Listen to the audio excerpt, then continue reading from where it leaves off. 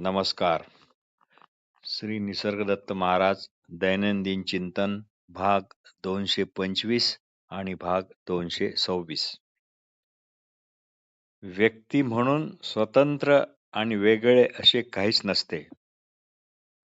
व्यक्ती हा केवळ भ्रम आहे, भासमान व्यक्तिमत्व आहे. पण त्यामुळे मात्र आपण व्यर्थ बंधनात आणि मर्यादेत बद्ध होतो. जे तुम्ही आहात असे वाटते ते तुम्ही जाणले की स्वतःला जाणले असे तुम्हाला वाटते. जे तुम्ही आहात असे वाटते ते तुम्ही जाणले की स्वतःला जाणले असे तुम्हाला वाटते. पण तुम्ही नक्की कोण आहात? तुम्ही नक्की काय आहात? हे त्यामुळे कधीच कळत नाही. घटातील आकाशाला आपण घटाचा आकार, विस्तार, गोलपणा, व्यास इत्यादी आहोत असेच वाटते. तसे सध्या तुम्ही अज्ञानावस्थेत आहात. श्री निसर्गदत्त महाराज म्हणतात, तुम्ही सध्या स्वतःला जसे समजता तसे तुम्ही मुळीच नाही. श्री निसर्गदत्त महाराज नेहमीच म्हणतात, तुम्ही सध्या स्वतःला जसे समजता तसे तुम्ही मुळीच नाहीत. तुम्ही जसे आहात असे तुम्हाला वाटते, तसे तुम्ही वस्तुतः नाही हेच ओळखा. मी अमुक तमुक आहे अशा विचाराला धुडकावून लावा. सध्या तुम्ही आपणहूनच ज्या दुर्दशेत अडकला आहात त्याचे कारण तुम्ही काही शंका न घेता सर्व आंधळेपणाने स्वीकारलेले आहे म्हणूनच. म्हणून मी अमुक तमुकला धुडकावून लावा. इतकाच एक मार्ग आहे. तुम्हाला जे दुःख यातना हे आहेत हे समजा की ही स्वतःला शोध घेण्यासाठी दुःख आणि यातना यांनी तुम्हाला मारलेली हाक आहे असे समजा. सर्व दुःखाला त्याचे प्रकाशित होणे कशामुळे शक्य आहे? या शोधाची तुम्हाला अत्यंत आवश्यकता आहे. म्हणून या बाबतीत मुळीच आळस करू नका. सर्व अनावश्यक कामापासून दूर राहणे कठीण असते, पण या बाबतीत आळस करू नका. तुम्हाला स्वतःची काय माहिती आहे? तुम्ही वस्तुतः जे आहात तेच असू शकता. जे तुम्ही नाही ते तुम्ही मात्र स्वतःला फक्त समजू शकता, तसे दिसू शकता. तुम्ही पूर्णत्वापासून कधीच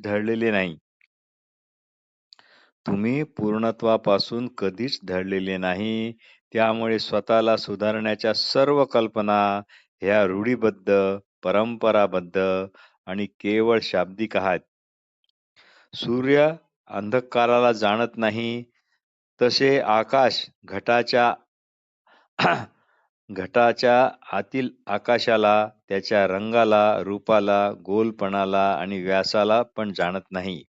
मेघ सूर्यावर काहीही परिणाम न करता फक्त सूर्याला आच्छादून टाकतो. त्याप्रमाणे कल्पना वास्तवतेचा नाश न करता केवळ वास्तवतेवर आवरण टाकते. कारण वास्तवतेच्या नाशाची कल्पनाच मुळात हास्यास्पद आहे. नष्ट करणारे हे नष्ट होणाऱ्यापेक्षा नेहमी अधिक खरे असते.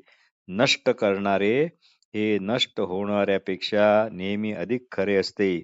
प्रकाशित करणारे हे प्रकाशित झालेल्यापेक्षा नेहमीच अगोदरचे आणि अधिक खरे असते असे समजा. एकाने श्री निसर्गदत्त महाराजांना प्रश्न विचारला, मी ईश्वर आहे असा विचार मी करू शकतो का? श्री महाराज त्यावर म्हणाले, तुम्ही कोणत्याही कल्पनेशी, प्रतिमेशी, प्रतीकाशी, मान्यतेशी, आग्रहाशी सहमत होऊ नका.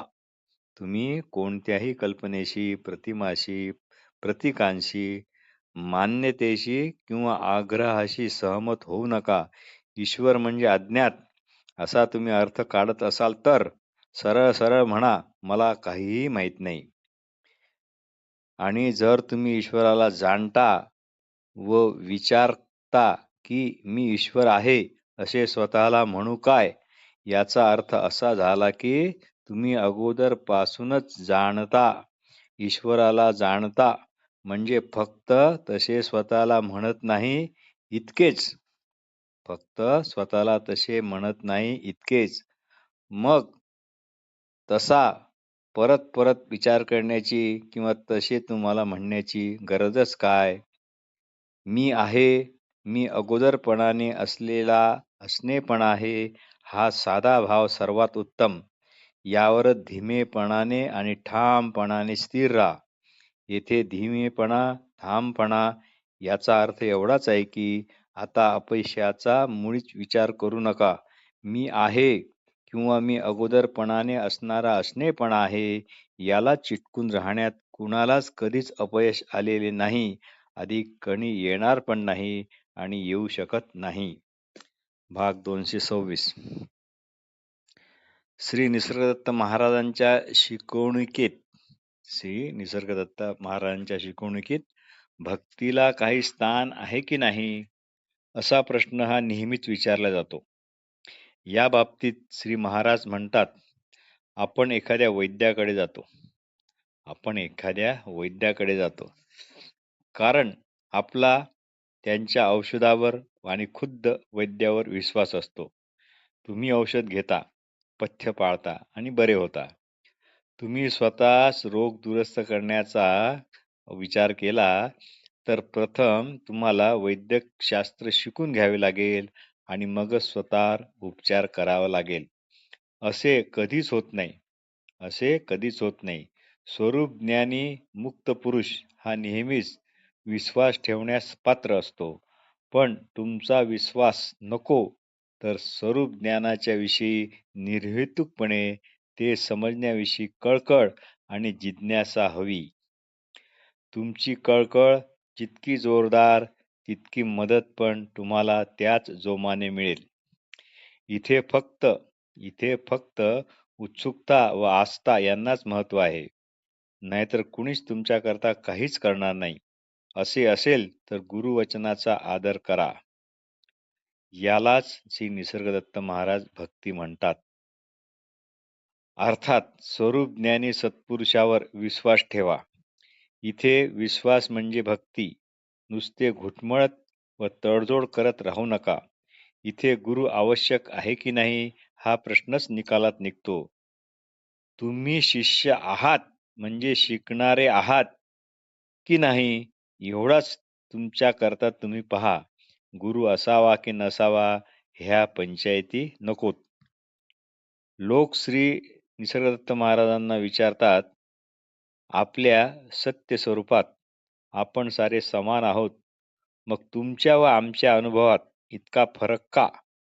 यावर श्री निसर्गदत्त महाराज म्हणत, माझा अनुभव तुमच्या सारखाच आहे, पण मूल्य ठरवणे आणि पाहण्याचा रोख किंवा दृष्टिकोन यात मात्र फरक आहे.